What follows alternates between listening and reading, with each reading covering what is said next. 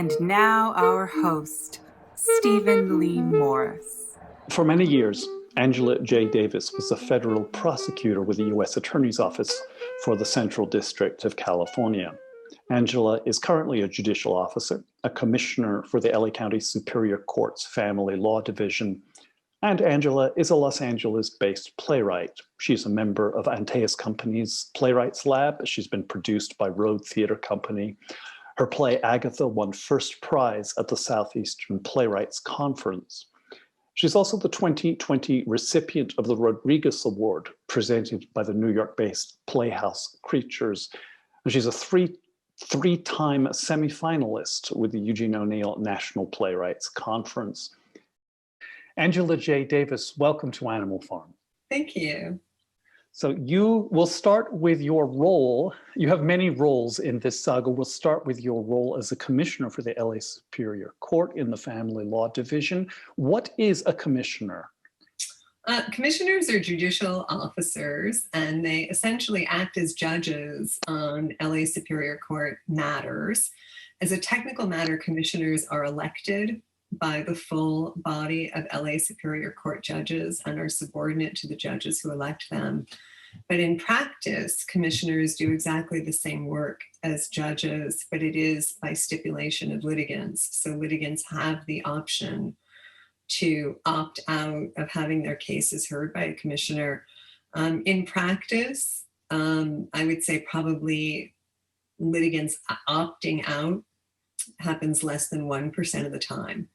Cases are assigned to commissioners on essentially a wheel that simulates a lottery. And commissioners have their own courtrooms and judicial chambers, and they essentially serve as judges. And you wear a robe? Yes, I do. And in fact, we're required to wear a black robe. and people call you Your Honor. Yes, they do. Yeah, I know. When I'm wearing the robe, not when I'm home with my family and my dogs. Your husband does not refer to you as Your Honor. No, I don't. Not at all. Great. You were with the U.S. Attorney's Office as a federal prosecutor. Yes. And you worked for the District of Central California, is that correct? That's right, and that's the largest federal district in the United States. It does encompass LA County, as well as the surrounding Southern California counties, going all the way up to Santa Maria, all the way down to the southernmost tip of Orange County, and all the way out to San Bernardino and Riverside. So it is... it's massive. It's massive. It's approximately 10 million people. And that's the federal prosecutorial office. Your specialty was white collar crime. Yes.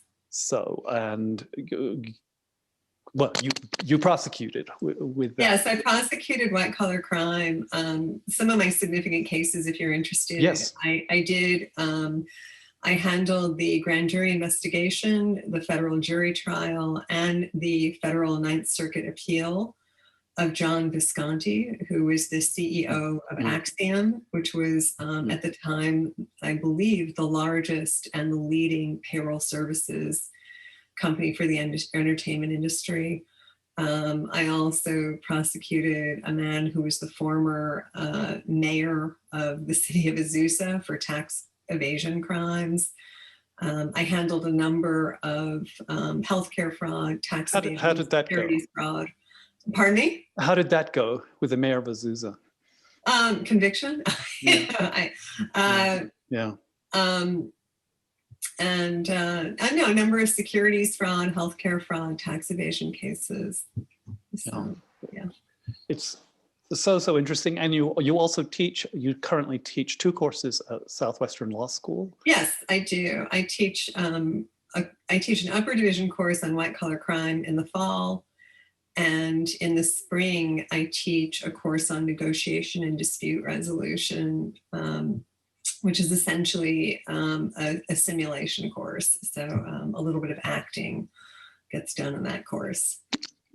The conflict resolution, which is related to theatre, which brings us to the other role, your role as a playwright. And increasingly, as time clicks on becoming an increasingly accomplished playwright, your play Agatha, Thank you. sorry to talk about you in front of you, but your play Agatha won the Southeastern Playwrights Conference Award, is that correct? Yes, it did. It did.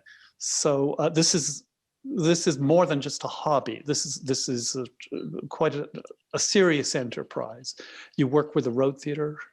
Yes, I've worked with the Road Theatre Company a number of times. In fact, I have a play that's going to be in the Summer Playwrights Festival this summer in 2021, and that will be my 6th time, incredibly, working with the Road. So yeah, I've worked with them a number of times. And the fun thing, you are a playwright in residence with Antaeus Company, is that correct? I received one of the commissions from Antaeus to write one of their zip code plays, and I was very honored and delighted to get that. I'm also a member of their Playwrights Lab, and I was selected as the single honorary playwright in residence with the Playfest Santa Barbara for 2020, which was an interesting year to have that honor. But yeah, I worked with them, so I've been fortunate. I've had a number of good opportunities, and yes. Well, I'm going to ask, when did the bug hit you to write theatre, and then what are the points of intersection between writing fiction for the stage that may be fact-based but is nonetheless fiction versus interpreting law as a commissioner? Where are the points of intersection? Because that's terribly interesting. That makes theatre something somehow more connected to the mechanics of the society. So, I mean, it's a fascinating question. And honestly, I mean, it's something that I ponder myself all the time. And, you know, where is the common thread? And I've always, for a very long time, I have written both within the legal profession. I've published articles, but I've also been drawn to write outside the legal profession. And I did, for a number of years, write poetry and essays, several of which were published. And I always kind of knew that eventually I would write plays, and many people who focus on poetry eventually do morph into being playwrights. I do think that there are a number of points of intersection.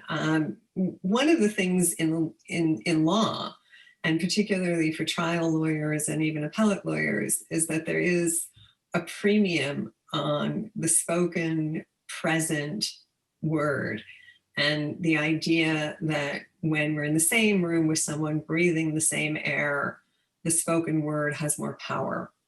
And there is a premium in law on live testimony, hence we have the rule against hearsay.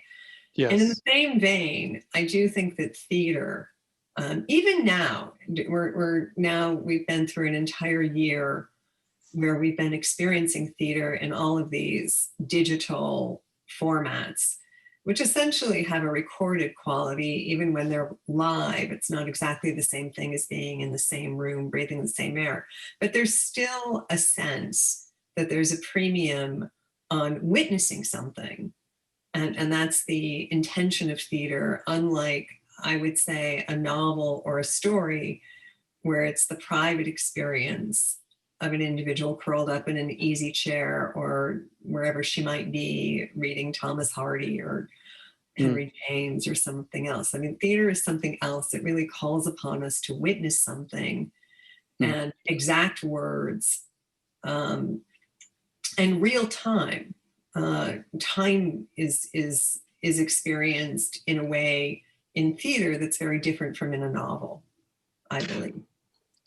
I have a quasi-philosophical question. I won't elevate it to such a point and call it a philosophical question, but it's on the way. And that's, as a prosecutor, your job is to try to obtain a conviction, and you are looking at alleged crimes and trying to prove this person has done something wrong. Mm-hmm. You are making really a profound judgment against a person such as the aforementioned mayor of Azusa. So as a playwright, the job can be slightly different. If plays are entirely prosecutorial, they are pretty dull plays. So you really have to understand and in a way defend your subject as a playwright, which is not your job as a prosecutor. In fact, it's contrary to your job. I'm just wondering how you, in your head, manage to wrangle those, shall we say, conflicting impulses. So it's a really interesting question. First of all, when I was a federal prosecutor, it was always my view. Even when I was working pretty hard to get convictions in hard-fought cases, it was always my view that my number one obligation and priority was to do the right thing. And frankly, that's different from the role of civil attorneys. I did work in civil practice before becoming a prosecutor.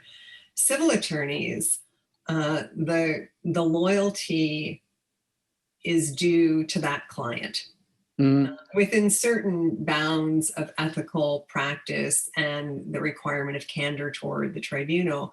The loyalty is due to that client and to slant things a particular way. So for example, if you're representing somebody who's engaging in environmental violations, and there is some kind of discovery request, in other words, a subpoena that requires you to affirmatively produce documentation, if you're a civil lawyer, it is your job, frankly, in protecting that client to determine whether or not there is a good faith reason to take the position that a document that could really be damaging to your client is not specifically required by the language in the subpoena. Conversely, as a federal prosecutor, my ethical duty was to truth. And I worked in the Ninth Circuit, probably many people, including people who are not in the legal profession, are aware that the Ninth Circuit has a tradition of liberal-leaning rulings.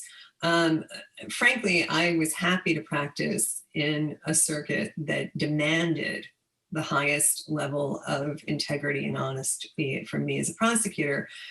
And basically my role as a prosecutor was that if I had in my possession any information that was exculpatory of the person who is being charged, and exculpatory information even included something in the personnel file of a testifying FBI agent that called into question that individual's credibility, my affirmative obligation was to hand it over to the other side and reveal it. And so that, it's not as accusatorial as, and it's not as one-sided, frankly, a role as I think actually comes into play in civil practice.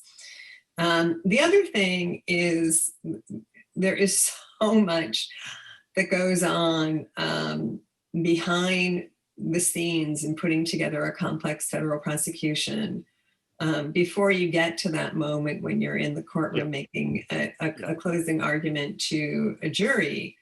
There is a tremendous amount of work that goes into the process and the investigation, and many investigations take a couple of years. And the other reality is that in white-collar crime, just as in civil practice, the majority of cases settle. And I enjoyed settling my cases. Some prosecutors, I loved being an advocate and going to trial too. I actually did enjoy that. But I also really enjoyed, especially when I had a good criminal defense attorney, a good, solid white-collar criminal defense attorney, I actually enjoyed the process of laying my cards on the table, which was, as I just said, my obligation as a prosecutor, and just saying, your client has a lot of exposure here. This could get really bad for him. And it usually was a him. Most of the defendants in white-collar crime cases do tend to be male. That's just how it turns out to be. Not all of them by any means, but the majority. I mean, I sort of enjoy the process of having a dialogue with the other side very much, and just transparency. Enter the world of playwriting. Yeah. Yes, a dialogue with the other side. Yeah. So you can work something out and move forward, which is what plays try to do one way or another. Absolutely, and I think with theater, I mean, obviously, I do think even fictional theater is concerned with verisimilitude and truth and believability. I mean, one of the criticisms, I just read a book review, I'm not going to say which book, but one of the criticisms that made me think, maybe I don't want to read that book, was that even though it was a work of fiction, the characters seemed to be doing things to serve the novelist's MO, as opposed to doing things consistent with their own character identity. And in plays, I mean, we're very concerned with truth. We're very concerned with believability and things being consequential. So I think that's a similarity. And there's, I'd like to think, and I tell my law students frequently that I'd like to think that the best lawyers are humanists, and that there's a reason that people enter law school rather than public accounting programs. And it's not just because maybe some of us, thought we were better at words than at math, but I really do think the best lawyers are humanists and the best judges are humanists. I mean, I want to believe that. Let's. Your job as a commissioner, there's obviously a fair amount of, I would imagine, if it's a family law, amount of conflict resolution. Yes. So you're a negotiator on one level, but at the same time, like any commissioner and any judge, there come those moments when you have to pass judgment. Yes. And I'm wondering, comparing that to your role as a playwright, if you find yourself on some level passing judgment on characters or on situations in a similar way, or do you say yourself, no, this is the theater, this is an inquiry, not an assessment? Well, that's a really interesting question. And I was looking forward to this interview because I knew, Stephen, that you would ask interesting questions. There was one time, I can't remember, some creative writing class that I was taking, and somebody said, oh, well, the ending is just open to interpretation. Okay, my view is that good writing comes when the writer knows what he or she is trying to do, and knows what he or she, and has made a decision. Okay, let's get a little more specific. Knows what he or she is trying to do vis-a-vis a theme, vis-a-vis a moral judgment, vis-a-vis what? I mean, I would say all of the above. I mean, that things are not left open to interpretation, and that an ending, even if the audience takes a moment to put pieces together, I think that intentionality is important, and commitment is important, and committing to a story and characters and a point of view, I do think is important. And there comes a time when you have to make decisions as a writer, and not leave things loose and unclear. So you're saying that a story needs to be resolved, otherwise you with your temperament find it to be an unsatisfying story. If there isn't a resolution, which is different from a judgment, that means that it somehow winds up in a way that's emotionally satisfying and plausible. I think that's right. I mean, I think there has to be, and even if the resolution is something like to communicate the idea that we're living in a chaotic universe that has no meaning. I still think that it has the author's intention should come through. Yes. Even if that's the message. I mean, resolution is a little bit of a tricky word because sometimes it means to some people wrapping up all the loose ends and Yeah. and there are a lot of plays that don't do that very intentionally. Strategically, yes. Right, because they want to convey the messiness of modern life, which I respect, and I think that's entirely legitimate. But I think knowing what you're doing, for lack of a more fancy way of saying it, is important. And even if certain things need to be pondered and certain things need to be explored, making a decision. Maybe it's the difference between an opinion, which is a Mhm. word that comes from the court system, versus a view or a vision, which is, I think, what you're suggesting the playwright is responsible for. That much be clear. That the point of view on the world, the view. Yeah, no, I think that's right, and there are, I mean, especially when we're dealing with historical characters, and I do have historical characters in some of my work. Some of them are more complicated. Mm-hmm. And I mean, we're in an era when people are exposing the failings of people who in a previous era might be hailed as heroes. Mm-hmm. And I think dealing with those complexities is important to do. Yes. With a view on it. It's not necessarily a judgment.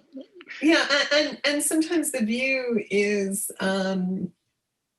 just to acknowledge the imperfection. I mean, just as an example, my play Clara and Sarah and the Talking Bear, which is the play that was just done by NTS and also by Playhouse Creatures in New York.